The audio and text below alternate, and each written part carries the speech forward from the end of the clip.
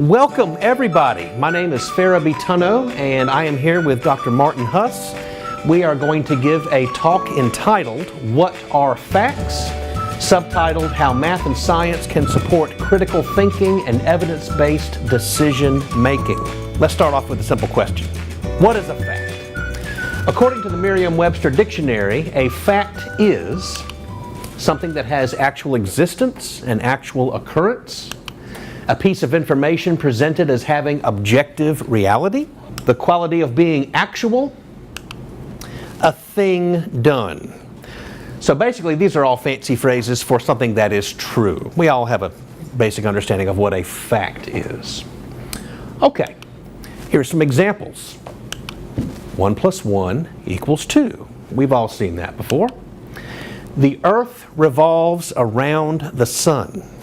Now, it took our species a while to figure that one out. There was a time period where we mistakenly thought that the sun revolved around the earth, but of course, with math and science, we eventually figured out that that was not the case. So the earth, in fact, does revolve around the sun.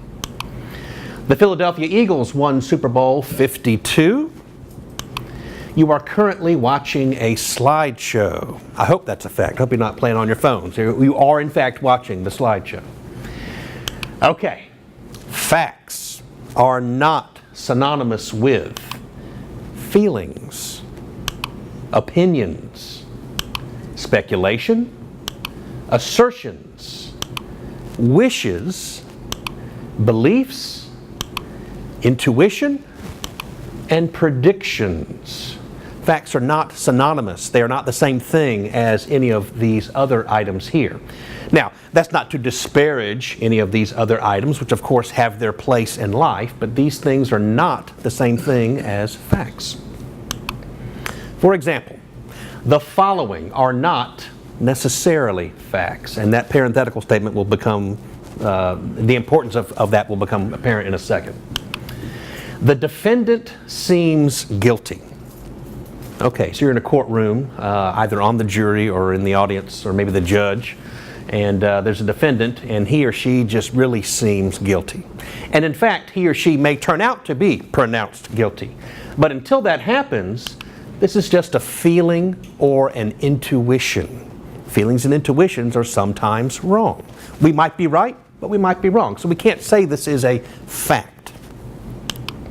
Pizza is the best food ever. Now, you might believe that. That might be true for you, but that's still just an opinion or an assertion. An opinion and an assertion, that's not the same thing as a fact. Now, if you had reconstructed the sentence to say, my favorite food is pizza, assuming you're telling the truth, that would be a fact, okay? But the way the sentence is constructed, it's an opinion. We will colonize Mars one day. Well, this is a prediction. This is speculation.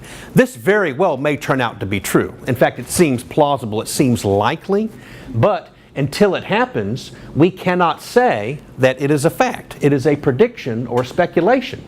One based on good data and good inference, but until it happens, if it happens, you cannot say it's a fact. Things always work out for the best. Well, we know that's not necessarily true. Sometimes it is. Thankfully, sometimes. Maybe lots of times it's true, but sometimes it's just not true. So this is a belief, this is a wish, this is perhaps wishful thinking. But again, beliefs and wishes are not the same things as facts. Now, this latter point here, things always work out for the best. Let's play around with that for a little bit longer. Let's go to the next slide. X is comforting does not imply X is true.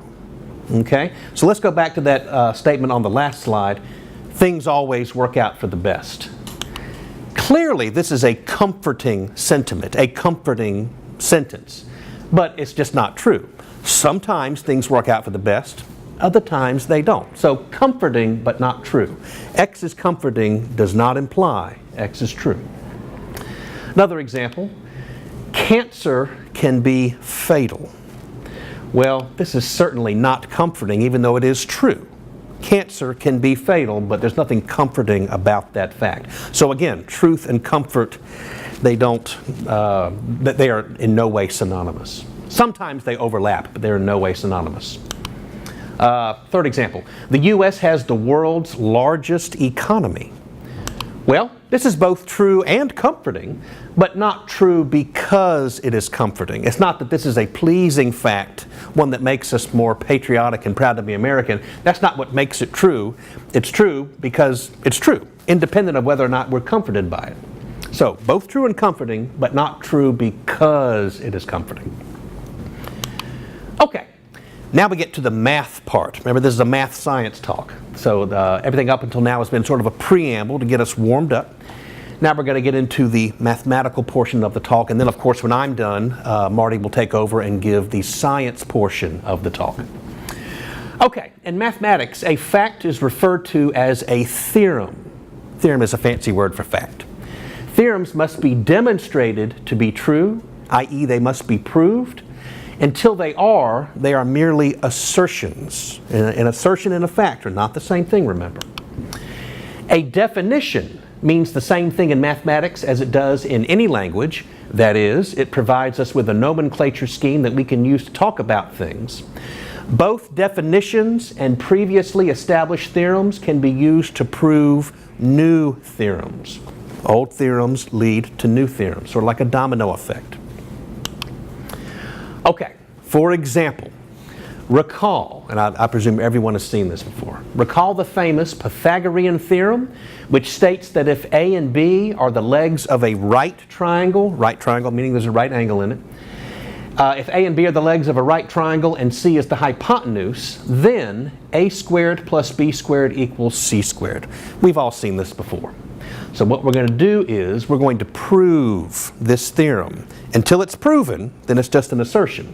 Now, I'm not the first person to prove this. This has long since been proven, but we're going to go through a proof together to see how one works. Okay, so to do so, we will need the following. We need this definition. The area of a two-dimensional object is a measure of how much two-dimensional space it takes up. You don't have to be a mathematician to understand that definition. We all know what area means, but we will use it. It's an important definition. Theorem. The area of a square with side length s is equal to s squared. Now, this is not a definition. This is a theorem. Theorems and definitions are not the same thing. Definitions provide the language with which we can talk about mathematics, but theorems, on the other hand, need to be proven. You don't prove definitions, but you do prove theorems. For the sake of today's talk, let's assume that this theorem has already been established. Let's just pretend that we've already proven this theorem. It's been established as fact. Okay, we're going to need another theorem. The area of a triangle with base b and height h is equal to 1/2 times b times h. 1/2 base times height. Once again, let's assume that we've already proven this theorem. It's been established as fact. We'll now use both of these theorems plus this definition of area to prove the new theorem, the Pythagorean theorem. Okay, consider the following picture. Okay, so we see this image here. It's a big square inside of which we have a smaller slanted square. And the way the slanted square is positioned inside of the big square, it creates 4 right triangles touching the 4 corners of the outer square. And the way that the smaller square is placed inside of the larger square, it forces those 4 right triangles to have equal areas because all 4 triangles have equal sides. Okay, so we have a big square inside of which is a smaller square and then 4 right triangles of equal area. Okay, sticking with the same picture. Now, observe that the outer square, take away the 4 inner triangles, leaves us with the inner square. Okay, outer stuff, take away the triangles, leaves the inner stuff, the inner square. That idea is going to be important to us, so just plant that thought, go tuck it away in your mind, and we'll move on to the next bit. We're still going to see the same image, so the same picture is appearing. Have a little bit of algebra here. The area of the outer square is going to be one side of the square, one side of the outer square times the other side of the outer square. Remember that theorem which we have taken to be already proven? The area of a square is s times s, side times side. A plus b, quantity squared, doing a little bit of algebra, is a squared plus 2ab plus b squared. Okay? The area of the four inner triangles, because each of them have the same area, it's just going to be 4 times the area of one of them. One of those triangles, any one, pick your favorite, has area 1/2 AB.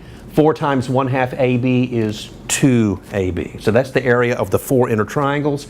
The area of the inner square is going to be side times side, c times c, c squared.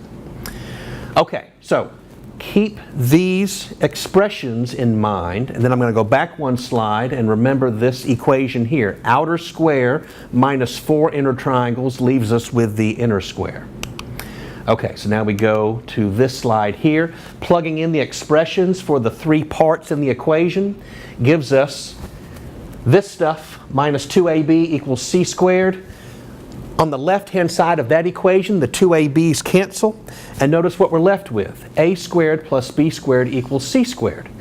Since a, b, and c are the legs and hypotenuse, respectively, of a right triangle, we have our result. Okay? We have just proven the Pythagorean theorem using the definition of area and the theorems that state what the areas of a square and a triangle are. Now here's an important comment. Since A, B, and C in the previous proof are arbitrary, that is unspecified, we have shown that the Pythagorean theorem applies to all right triangles. If we had shown that 3 squared plus 4 squared equals 5 squared instead, if we had plugged in 3 for C, 4 for B, 5 for C, then we would have merely provided an example or an illustration of how the Pythagorean theorem works. So it's the arbitrariness of sides A, B, and C that make this proof work. If we had been asked to prove the Pythagorean theorem and we had just shown an example, that would be just that, an example. An example is not the same thing as a proof. Okay? Examples, proofs, not the same thing.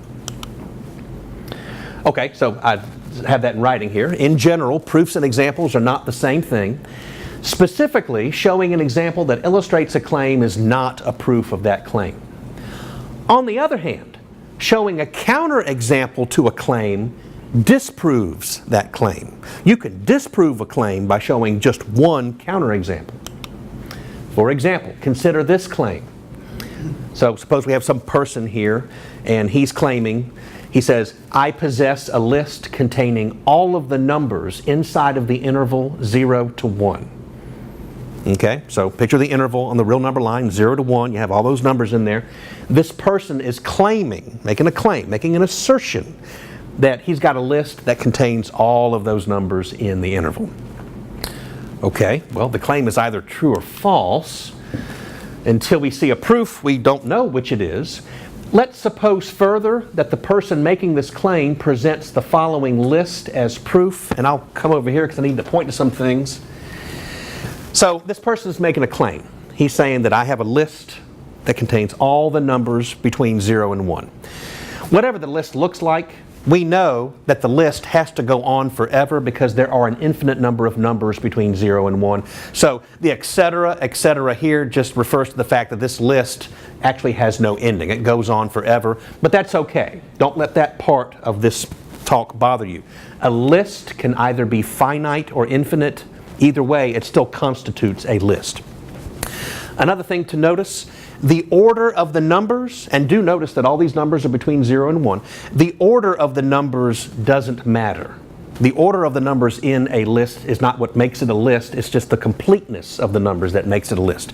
For example, if you go grocery shopping and you write down milk, eggs, bread, that's the same grocery list as bread, eggs, milk. The order of the grocery items doesn't change what the list actually is.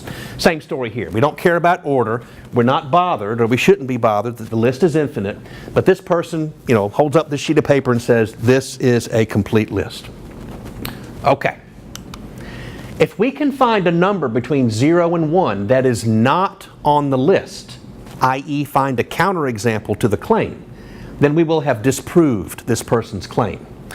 Turns out that there is such a number, okay? And we're going to do this together. All of us, we're going to find a number definitively that is not on that previous list.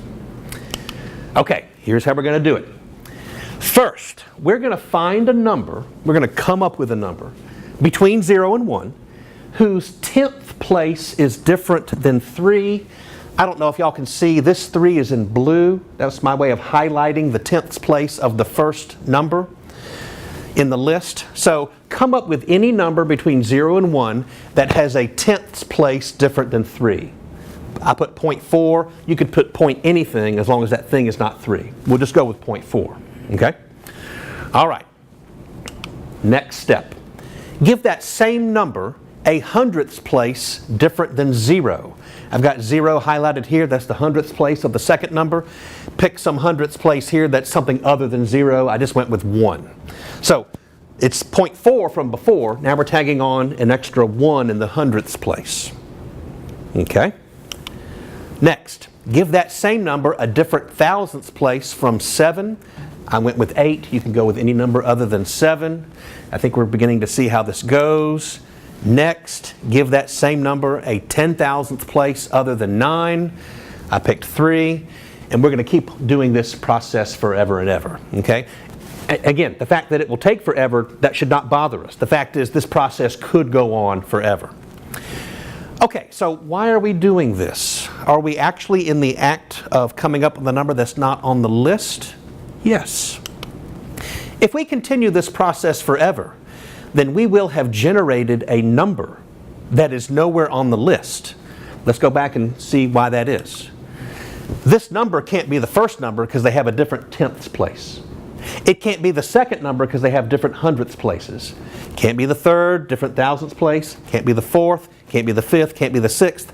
If we continue creating, or if we continue adding decimal places to this number, that number is guaranteed not to match up with any of the numbers on the list. Okay, so because we have found a number that's not on the list, we have found a counterexample to the original claim which makes the claim false. This person saying, my list is complete. We showed that the list is not complete. We showed that there's at least one number that doesn't go on the list, so the person's claim has been disproven. And we don't need to show any other counterexamples. One will do. Okay, now here's a question for you. Maybe you're wondering this. What if we simply add the new number that we created, the blue number? What if we simply take that number, add it to the list? Would the list then be complete? Y'all are correctly shaking your heads no. That's good. Because all we would have to do is then engage in the same diagonalization process a second time, and we're back to where we started. So you take that new number, put it in the list, and now the person says, well, now the list is complete. No, just do that process again. Come up with a new number. That number is not on the new list. Can't speak. Put that number in the list. The process goes on forever and ever. This diagonalization stuff never ends. So there does not exist, there cannot exist any list of numbers that's complete of those between 0 and 1.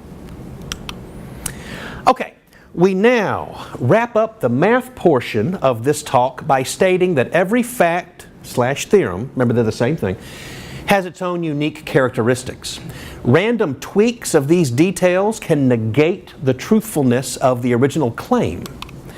For example, the Pythagorean theorem states, as from before, a squared plus b squared equals c squared, which is not the same thing as a squared minus b squared equals c squared, or a cubed plus b cubed minus c cubed, or a squared plus b squared is greater than c squared.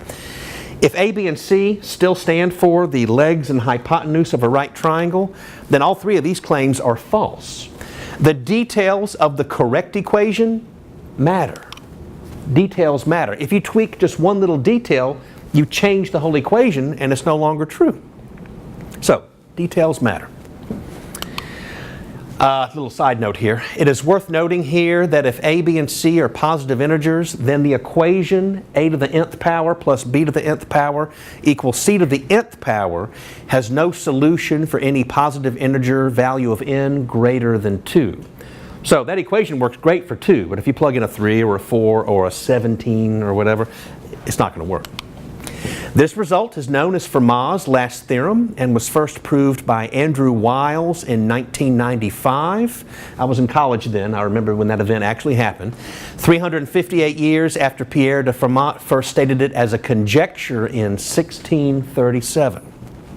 Just a little side note, little historical note there. And before I go, for further reading, I'd like to recommend this book here called How to Solve It by George Polya. I think they're on maybe the 4th or 5th edition now. It's been around for a while. It's a classic. It's a nice book which outlines various ways, most all the various ways, to tackle a mathematical proof or problem solving in general that has some sort of mathematical quantitative element to it. So if you're at all interested in this type of thing that we're talking about, and if you haven't read this book before, check out this book. It's very nice. Okay, this concludes the math portion of the talk. I now hand it over to Dr. Huss for the science portion. We will both answer any questions you have on either portion, math or science, at the very end of the talk. There is something uniquely different between math and science. Math can prove something. Math is a way to get at a type of truth. And there is a mechanism for doing that because of the methodology of math. That, however, is not the case for science. As a way of knowing, it's a very powerful way of knowing. But as we go through this talk, I think you'll hopefully see where I'm coming from in this, in that science is able to acquire knowledge. It acquires it through a different methodology. It's one of many systems of knowledge. There are some inherent limitations as to the type of information that can be obtained through science, and to which we can speak authoritatively about certain subjects. Not trying to put down science, but I'm just saying that it's a different way of knowing, it's a different way of acquiring knowledge. And so I'm a little envious of science, of mathematics, because you can prove something. All we can do in science is reduce our uncertainty about how the world around us works, but with a very powerful methodology. What are facts? Can science help? Well, I like this particular definition. This is a working definition. This is not definitively the definition of science, but what I like about this particular definition, it illustrates certain aspects of what science is, but also what it's not. And there are a lot of misconceptions about science and how science acquires new information. So one of the things you'll notice here in the definition I have for science, science is an organized system of knowledge obtained by a special method, the scientific method, of research and aimed at explaining the causes and behavior of the natural universe or physical world. Now I've highlighted this in blue here and red and purple because I want to focus on those aspects of this sort of general definition of science.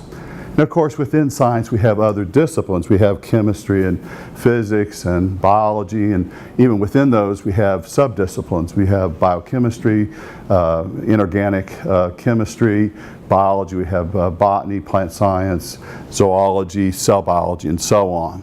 So there are a lot of subdisciplines. So this is sort of an umbrella definition that I want to use. So let's kind of walk through this definition. Science is an organized system of knowledge obtained by a special method, the scientific method of research, and aimed at explaining the causes and behavior of the natural universe or physical world.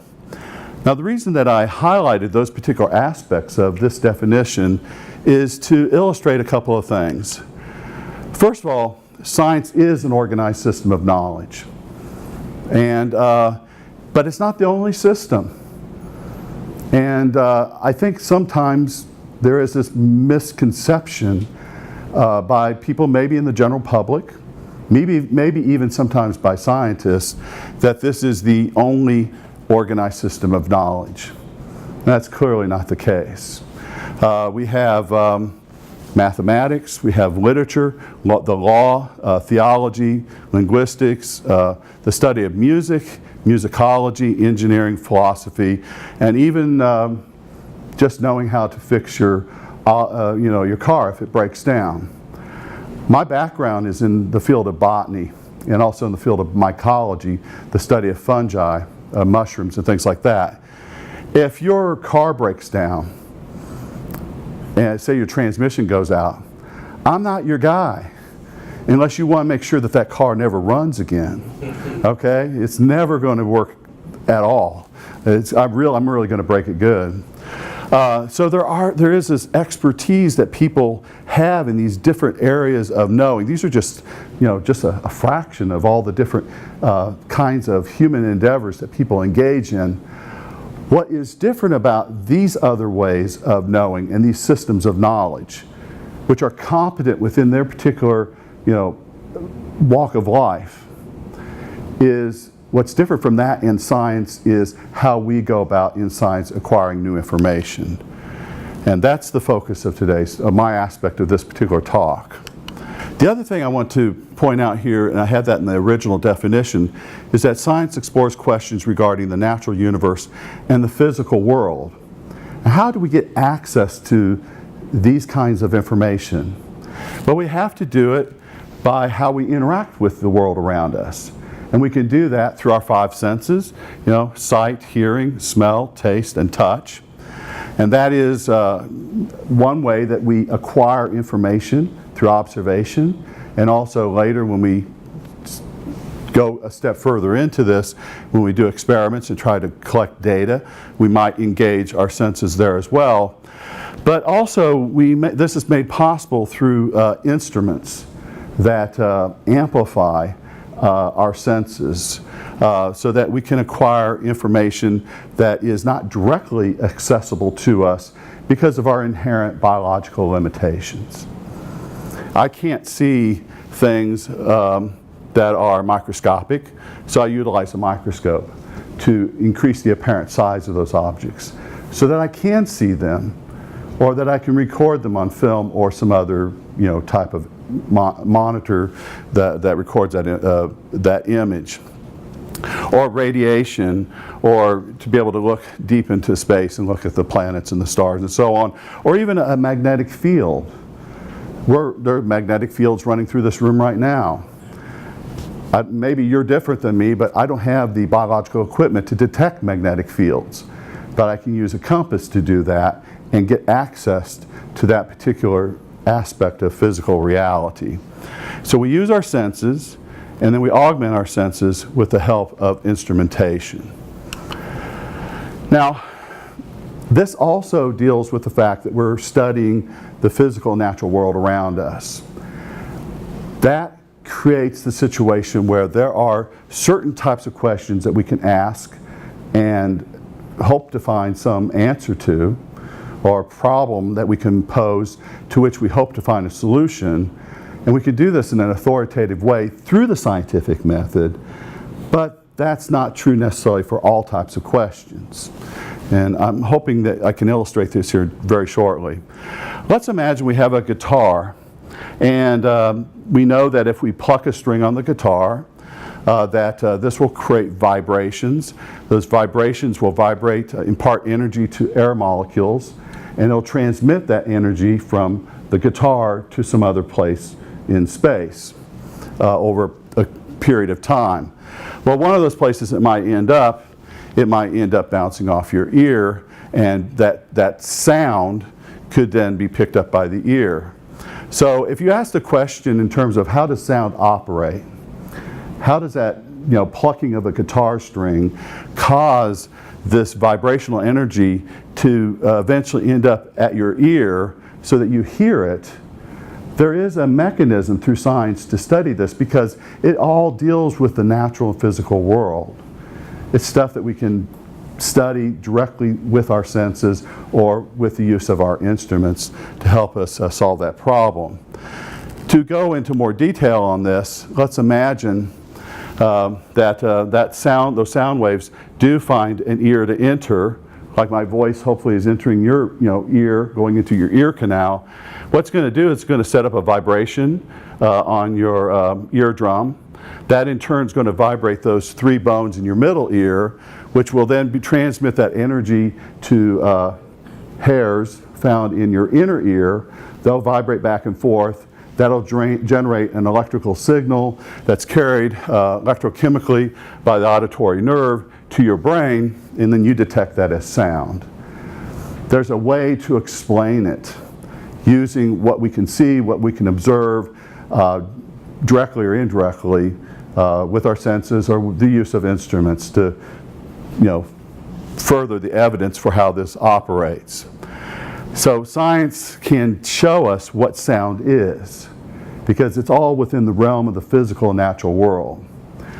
Now, that explanation may not be as exciting as other possible explanations. I'm going to show you another possible explanation for sound, but it's not science. I'm not saying it was aliens, but it was aliens. And that might sound comforting to some folks, but as you pointed out, comfort is not the word of the day when we come to trying to discern what facts are. This is pseudoscience. This is false science.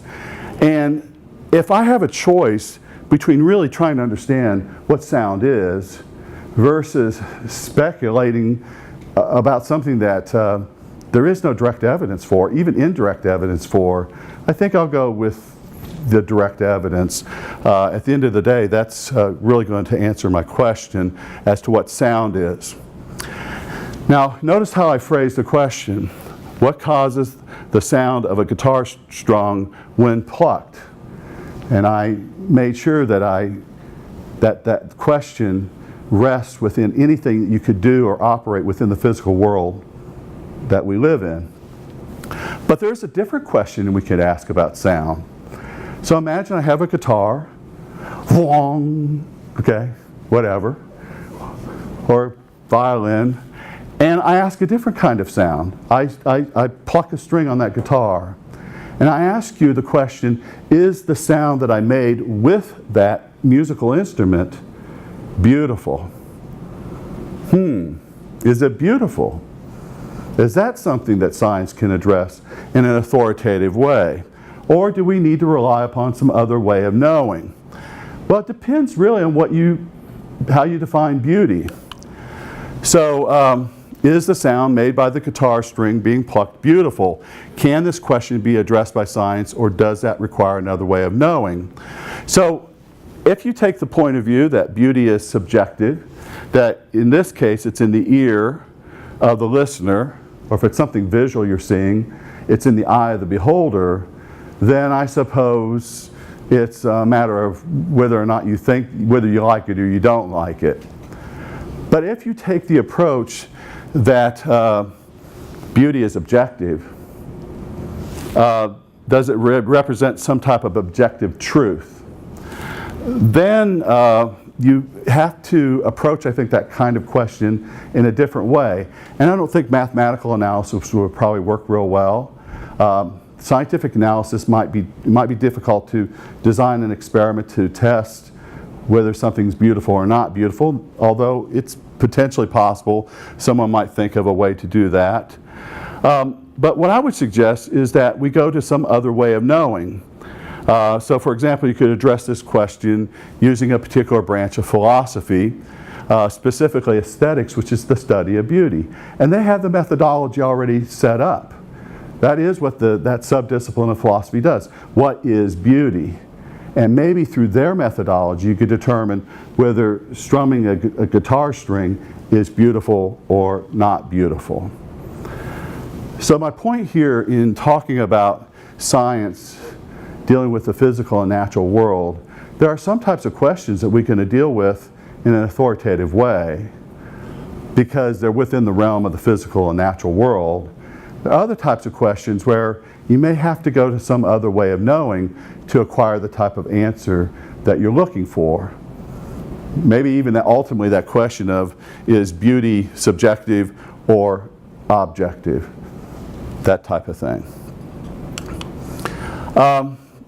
I want to reference a quote, and it's a rather long quote, and I apologize for that, by Stephen Jay Gould.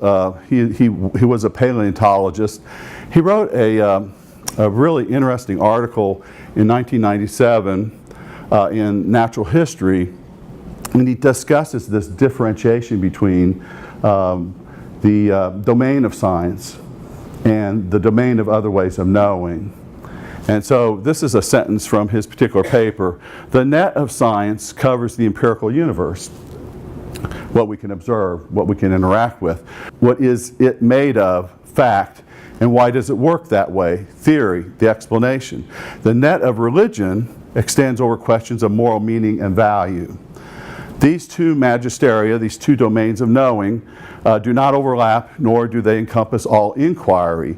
So they themselves don't encompass everything that we might want to know about the nature of life, the universe, and everything. So consider, for starters, the magisterium of art and the meaning of beauty, just reflecting back on what I just talked about. To cite the arch cliches, we get the age of rocks, that's what scientists do, geologists in particular, and religion retains the rock of ages. We study how the heavens go, and they determine how to go to heaven. Each one has its own methodology, its own approach, certain types of questions that can deal with in an authoritative way.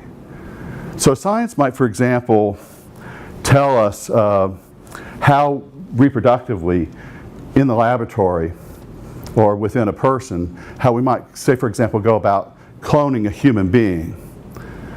And it could provide us with probably the means of doing that, because humans have a fairly good understanding of that aspect of reproductive biology.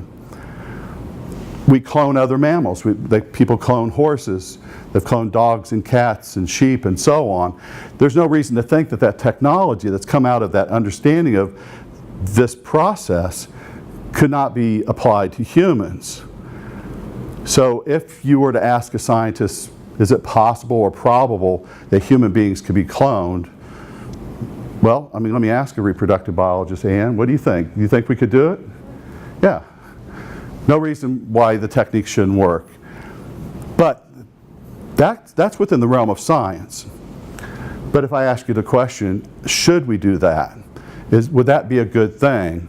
Is that something we ought to do or ought to allow in our society, allow individuals to be cloned? And that's where you have to, I think, really fall back on. It's not saying that science can't inform, or instruct people as to information about what is involved in cloning, because it can. It can still be part of the conversation. But ultimately, the decision of whether or not a society does that, it's going to be contingent upon the law. It's going to be contingent on cultural values, what society chooses to do, or what it allows or does not allow. And so it involves other ways of knowing, because it's an ethical and moral decision that needs to be made that goes beyond what science can speak to in an authoritative way. So, not saying bioethics cannot incorporate knowledge of science, it certainly can, but it's not in and of itself sufficient to address whether that would be a moral or ethical thing to do. And I'm sure we all have opinions about that. Can you think how frightening it would be if there were hundreds of me wandering around the world? It'd be chaos. Madness, I say, madness. Okay. Well, maybe it would be all right. I would be beside myself. All right. But in terms of scientific method, getting back to this, we're talking about the methodology. So science has a huge playground to play in, but we're just simply acknowledging a fact, a reality, I should say a reality about science. There are some questions it can't address in an authoritative way, especially if they go beyond the realm of what we can interact with directly with our senses or with our instruments, and if they're the type of questions that require some other way of knowing to come to some sort of competent answer. In terms of the scientific method, this is in part why we have this restriction. We come up with some observation, we derive some question, we come up with a hypothesis, and this is really important. A hypothesis is not an educated guess. I hear that all the time. It's more of an if-then statement. If this is how this is working, then my expectation is that under this set of conditions, I ought to see this outcome. And it's testable in some conceivable way. It has to be testable in some conceivable way. Otherwise, it's speculative. You come up with a hypothesis or hypotheses. You make a prediction based on a hypothesis. Then you perform some type of test. And then that test will either support the hypothesis, make additional predictions so that you can test those too, or it doesn't support the hypothesis. Either way, you can either come back and say the hypothesis appears to be a valid hypothesis, there appears to be evidence for it, or you say the evidence is maybe weak, or at least under these set of experimental conditions, it doesn't appear to have a lot of weight to it. Now, in my classes, when I talk about the scientific method, I oftentimes use the example of zebras. And one observation you can make about zebras is obviously that they're striped. They have black and white stripes. And so what is your hypothesis? Now, what I'll have students do is I'll have them spend maybe 10 to 15 minutes coming up with different testable hypotheses as to why they think zebras may have stripes. So zebras that occur in the savannas in certain parts on the continent of Africa. And then they will discuss those hypotheses. And again, the criterion here has got to be testable in some conceivable way. Well, these are some of the ones that students come up with. You're probably thinking about some right now, like, well, why do zebras have stripes? I was talking to a colleague right before I came over. He said, well, maybe they're referees. Yeah, maybe they broke out of prison. Yeah, well, maybe. That's a hypothesis. It's kind of a silly hypothesis, but it's a hypothesis. I don't know how you would go about testing that, but maybe you could. I really have to give that some more thought.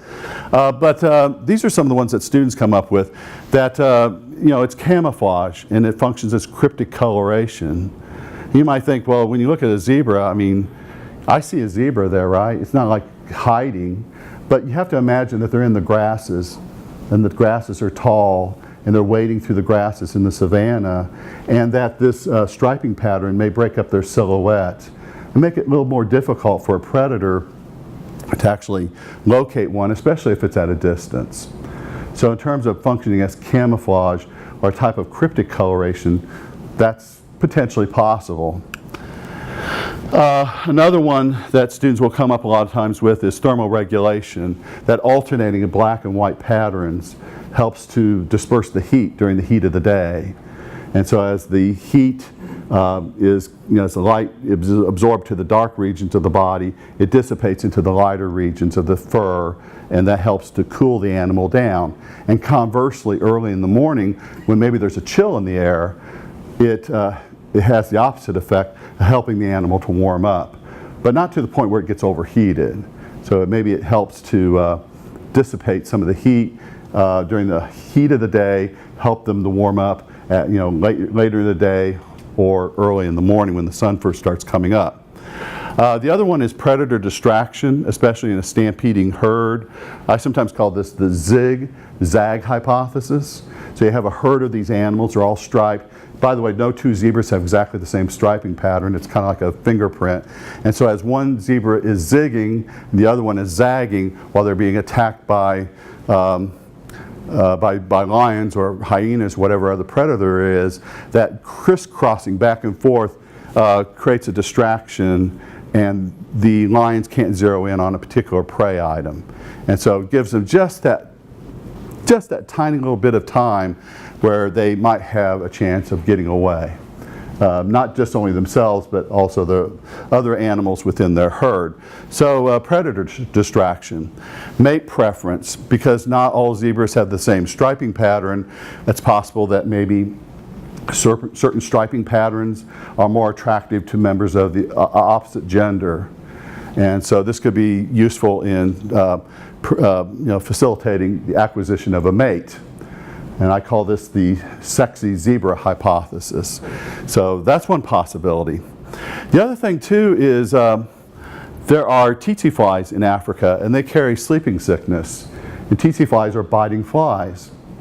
And it's possible that the striping pattern on these zebras will mess with the visual acuity of the flies, and they're less likely to land on the hide of one of these animals and bite them, and in the process of biting them, potentially transmit this disease, as compared to, say, an animal that's monocolored, maybe white or brown or black or something like that. Kin identification among zebras within a herd. Maybe this helps when the herd does scatter or gets separated while they're foraging for food or because of danger from predators, that this helps them to recognize each other so that colts or foals end up back with their mother. So they probably do this with scent too and smell, but maybe there's a visual cue there. It's also how other zebras can recognize who belongs to the herd and who doesn't belong there. Somebody sneaks in to their herd, they'll all know it. So kin identification among zebras within a herd. And another possibility, and students will bring this up usually, is that maybe it's a fixed trait. We're assuming here it has some adaptive advantage that helps increase the likelihood that these animals are going to survive, pass their genes on to future generations. But it's possible it's just a fixed trait. Zebras are striped because zebras are striped. Why not? Well, why do we assume that they have to be monocolored, for example? Or they could be just as easily covered with polka dots. All right? So those are all testable hypotheses. The thing about all those different hypotheses is that you wouldn't necessarily use the same experiment to test them.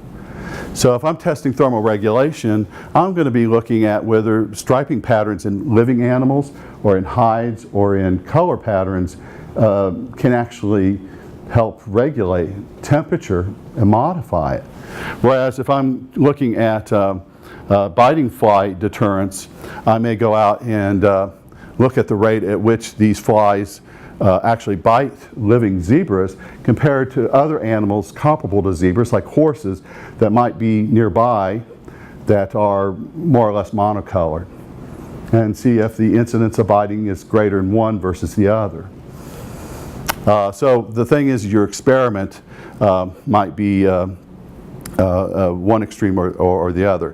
One I left off was warning coloration. That oftentimes students will bring to my attention, that maybe up close the zebras are conspicuous. It's also a warning. It's a way to say back off, or something bad's going to happen to you. Kind of the way that a black and white skunk is letting you know that if you get too close to me, I'm going to spray you with my musky musk. Not going to be a pleasant experience. So type of warning coloration, just like the bands, the striping bands we have in the abdomens of some stinging insects like bees and hornets and so on. I left that off my list. I completely forgot about it. But each hypothesis can be tested through observation and experimentation, but the type of experiment is going to be different based on the hypothesis. And they're all testable. And so this is not as easy a process on the front end as you might think. You come up with you construct a hypothesis, but that doesn't mean that's the only hypothesis out there. So we have to look at quite a few so that we can start narrowing down the possible potential answers to our initial question of why do zebras have stripes. They're having a conversation. The zebra at the top and that lion, he looks like he's putting his foot in the other animal's mouth, nice little kick there. This is an adult animal compared to one of its colts. This is a picture from the inside of a vehicle and showing outside the vehicle on the window a tsetse fly, the very thing that carries the parasite that causes sleeping sickness. And in the background outside, there are those zebras, which are the potential host for that fly that is trying to transmit that disease. I don't know what's in this picture because I can't see anything. I don't know why I put that there. No, it's a bunch of zebras, right? It's obvious that they're there, but still, I think it gets the point that when you have them clustered together, and especially if you think of there being even more, they would blend in with one another. It'd be harder and harder to distinguish one from the other, especially if you had 30 or 40 or 50 zebras. So if you're a predator hunting these things down, zeroing in on the one is going to be really, really difficult. I did hear recently, I haven't found the reports, I don't know if this is just an anecdotal story or if this is actually some research that someone did, but there were a group of people who went out and they purposely made stripes on wild zebras that were counter-diagonal to the stripes that they appeared on their coat. They did like 2 or 3 of these in opposite directions. And guess which ones got picked out of the herd the fastest? The ones that had the big letter X's on them. So that they stood out like a sore thumb, and the lions took them out consequently. So what kinds of knowledge is obtained? What kind of knowledge is obtained by science? So that's just kind of an idea of how you might go through the scientific method. Construct a testable hypothesis, and again, and then the results, the various experiments you do may support or not support a particular hypothesis. But it's got to be testable. So if it's something that's not testable because it exists outside the realm of the physical natural world, then it's not a good hypothesis. So I have a head of a pin, and I ask how many bacteria can I fit on the head of a pin? Well, I can address that because bacteria are physical entities. There would be a way to try to come up with some estimate on how many bacteria you could put on the head of a pin. But if I ask how many angels can you fit on the head of a pin, well, angels are by nature supernatural entities, and they're outside space and time. They're not part of the physical natural world. It's not saying angels do exist or don't exist. It's just that it's not testable in some conceivable way. So some questions can be addressed by science as long as they're within the realm of the physical natural world. Others, not so much. I'm not trying to put science down. It's just recognizing the reality of it. The goal of science is to reduce our uncertainty about how the world around us works. It's to reduce our uncertainty about how the world around us works. Science produces contingent knowledge. And this is where it's not like math. We don't have proofs in science. That's not about objective truth. It's about reducing our uncertainty about how the world around us works. Now, we can have a high degree of certainty about what would happen if A then B, that type of thing. But we always have to qualify and say, this is based on what we know today. And with additional new information, we might change our view and our interpretation of the outcome of a particular type of experiment, or what the results actually mean. We see this happening over and over in science. Something is sort of held like this is the way it is, and then you find out later, well, that's the way it is under this set of circumstances, but under this set of circumstances, that's not how it works. And then we have to make adjustments. So it's not saying that science is inferior knowledge, just recognizing that it's contingent knowledge. Scientific facts are either, and when we talk about facts themselves, are either empirical facts. These are directly observable. If I take this clicker and I let go of it, it's going to fall to the ground. It's empirical fact. We can all observe that. There is another type of fact in science. These are inferred facts. These are not lesser facts. They're just acquired a slightly different way. These are deduced based on reasonable conclusions. So for example, if I have a fossil, and I meant to bring one, I forgot to, but if I have a fossil of a trilobite, this is an arthropod. It's similar to modern day crustaceans. And I find this in sedimentary rock. And I look at it, and it looks like it was a segmented animal with antennae and compound eyes. I infer, because of its appearance and its structure and its similarity to modern forms, that this represents something that was alive in the past. So I infer that that fossil represents something that existed in the past. But if you were to ask me, hey, show me a living trilobite, I can't do it. because so far as we know, they're extinct. But it's a reasonable conclusion to think that fossils represent the things that were alive in the past, some of which are extinct and some of which are still extant. Like ginkgo trees. Ginkgo trees were originally thought to be extinct. They were actually described from fossilized materials, and it wasn't until after the fact they were discovered to still be alive and well in Asia. That's a living fossil because the fossils were used as the basis for the description of the ginkgo tree, which was thought to be extinct and later shown not to be extinct, but extant. So we have empirical facts and inferred facts. One is not better than the other, but it is, to be intellectually honest, their sources are different. All right, I'm almost done here. Apologize, I know I'm running a little behind. Theory or model. This is a group of related hypotheses that have withstood rigorous experimental testing, which provide an explanation for natural phenomenon. So a group of hypotheses, and so it provides an explanation for why some natural process is occurring. Now, the way that scientists uses the term theory is different than the way in which probably the average person uses the term theory. So how does this differ from the idea of theory held by the general public? What do you think?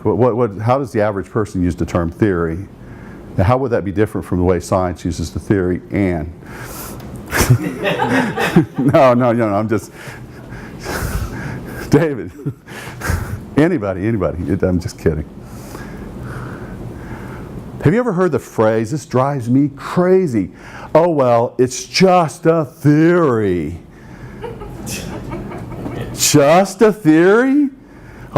That's like looking up at the sky at night and seeing the moon and say, oh, it's just a moon, Like it's nothing. It's like a non-existent entity up in orbit around our planet. No, it's something, okay? Most people use this term in thinking of theory as on the level of speculation. It's less than a hypothesis. But when a scientist uses this, with something that's a generally accepted theory, like the theory of general relativity or the theory of evolution or cell theory, they are thinking about something that we have a high degree of certainty about. Not proof, not truth, but we have a high degree of certainty that this is the explanation for some natural phenomenon. But we always recognize that a theory or a model, it's another way of saying explanation, it's a human construct, right?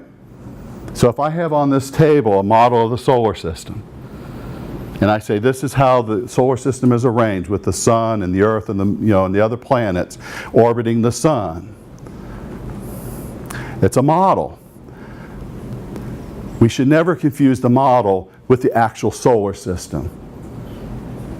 That's a model for helping us understand how the actual solar system is organized, arranged, and operates. Speaking of solar systems, let's look at one of those models. Here's the flat Earth model. We have the sun, we have the Mercury, Venus, we have Earth.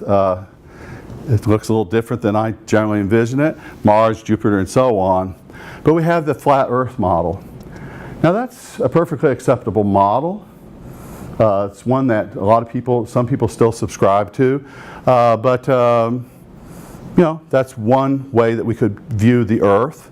Another way that we could view the Earth is the round Earth model, and the idea that it's round just like the other planets are. My point here is this, and I think this is a problem in our society in general.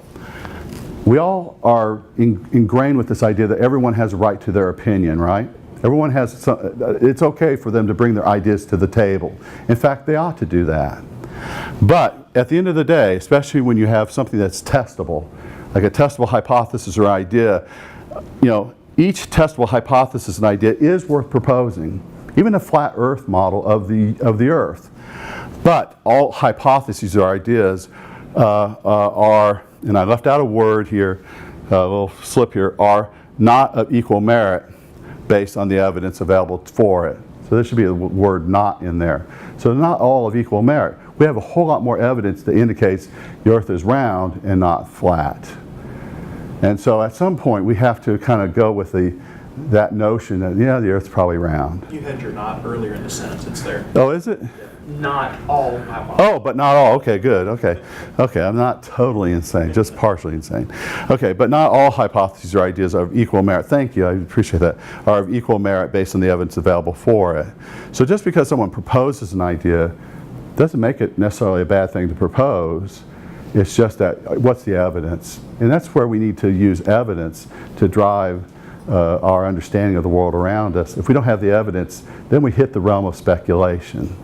And speculation is okay, but if it's not testable or if it's not subject to those types of restrictions, then it's a free-for-all.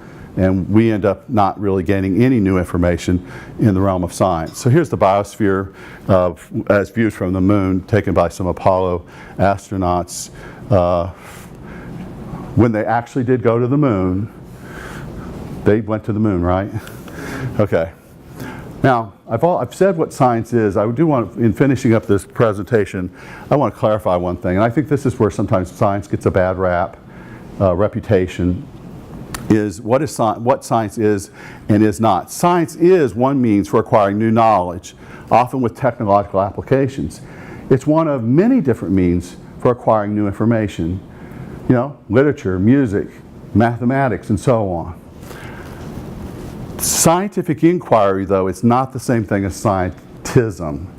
Scientism is something completely different. Scientism is an excessive belief or ideology in the power of scientific knowledge and techniques. And so we have this guy praying to the great Erlenmeyer flask. Oh, great Erlenmeyer. Okay, it's not a religion. Science is not a religion. It's a way of acquiring information. If you get into this realm, then it becomes something different, and it becomes something that's not science. So when someone, and this is the other thing that bothers me, when someone says, I can use science to prove that God doesn't exist. Oh, really? You can do that with science. Now, in terms of coming up with a proof for the existence of God, philosophy, I think that would work. Aristotle did it. Thomas Aquinas did it. There are lots of different, proofs for whether God exists or doesn't exist, but they use other ways of knowing. But science is restricted to the physical, natural world around us, and by definition, God is supernatural. God, in at least the way most people try to define what God is, if there is such a way to define what God is something that's outside of space and time. It's outside space and time. We can't touch it. We have no way of doing an experiment, no way to create a testable hypothesis. So for a scientist to claim that through science I can prove God doesn't exist is bogus. It's a fraud, and it's intellectually dishonest. That's my opinion on that, but I think it's more than an opinion. I think it's valid given what science is and what it's not. So scientism is something that sometimes people confuse science with, just as much as people sometimes confuse pseudoscience with actual science. I'd love it if we found Bigfoot. That'd be so cool. I'd have somebody I could share shoes with.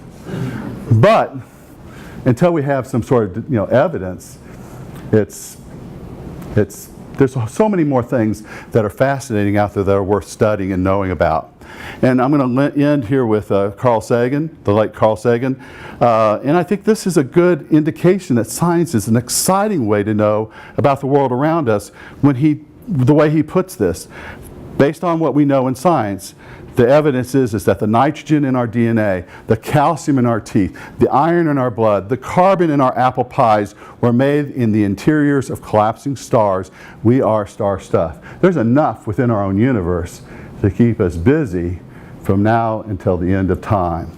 And if you want more information, one of the last books that Carl Sagan published before his death was The Demon-Haunted World, Science as a Candle in the Dark, as a way to add to your tools, the tools that can be used to create, to be a better critical thinker.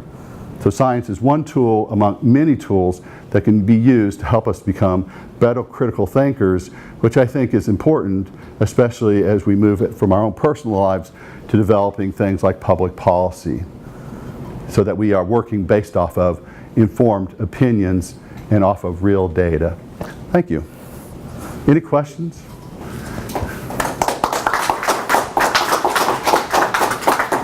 Any questions for either of us? And you don't have to believe what I just said. You don't have to agree with it. That's the other thing too. You're not going to hurt my feelings if you say, he's right, he's wrong.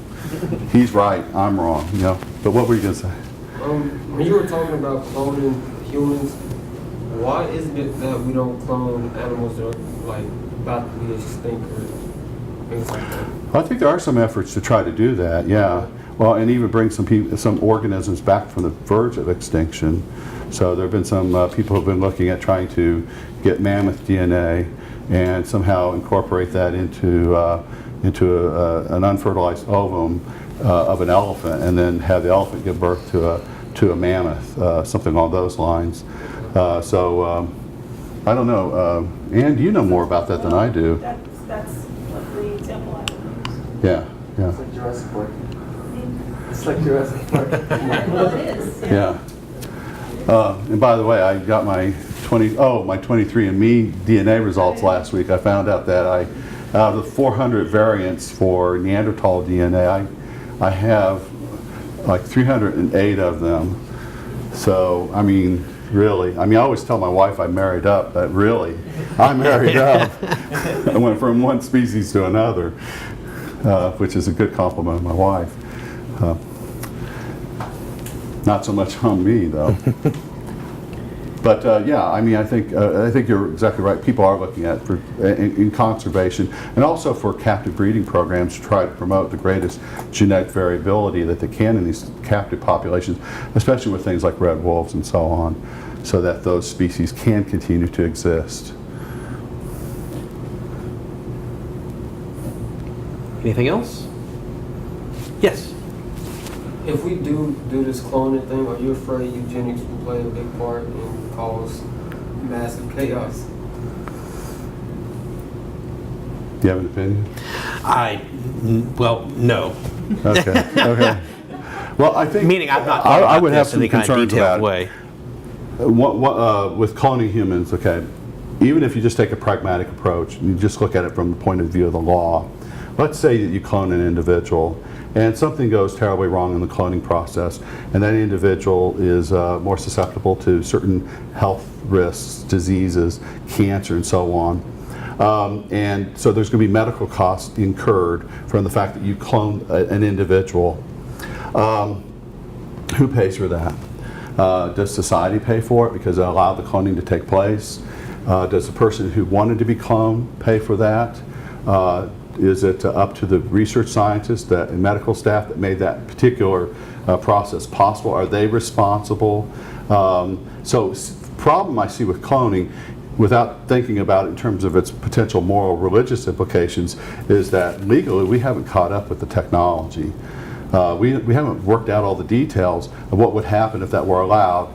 The other problem is that the potential that clones could be used for replacing body parts that have worn out. When you start doing that, you start creating people in the laboratory that you're harvesting body parts from, then we're getting back to the age-old question, can you own another human being?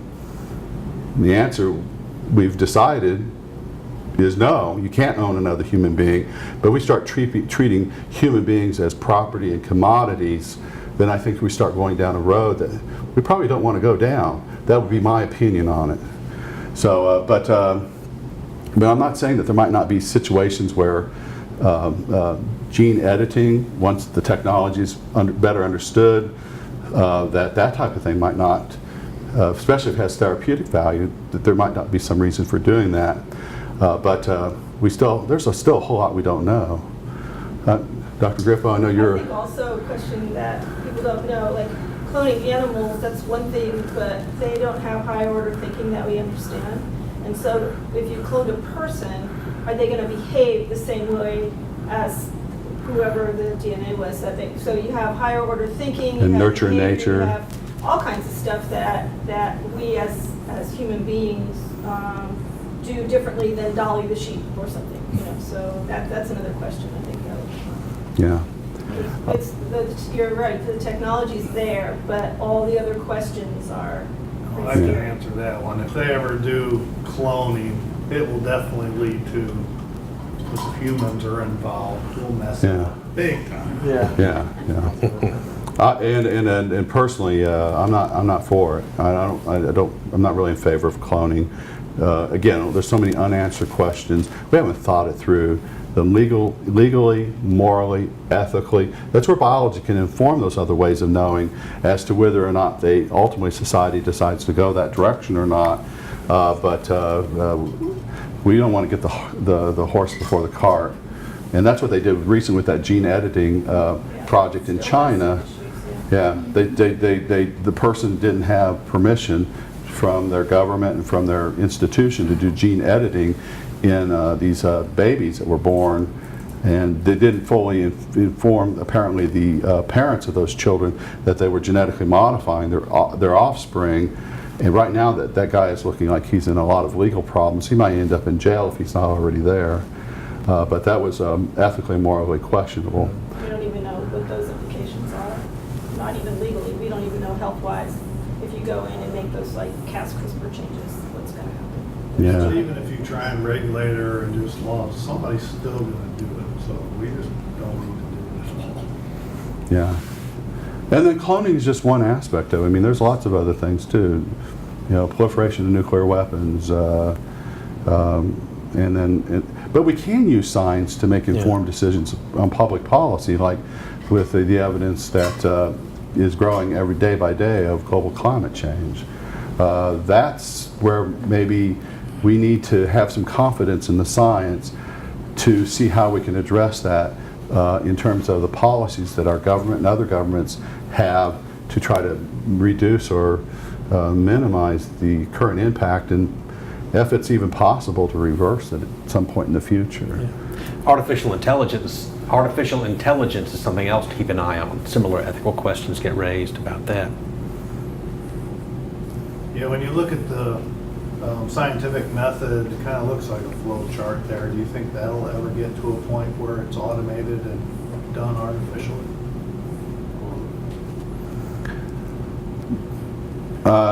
Well, I mean, in terms of like with the AI, I don't know a lot about AIs, but I don't know much about it, but I'm just saying that's tangentially related to what the ethical questions you were raising. yeah.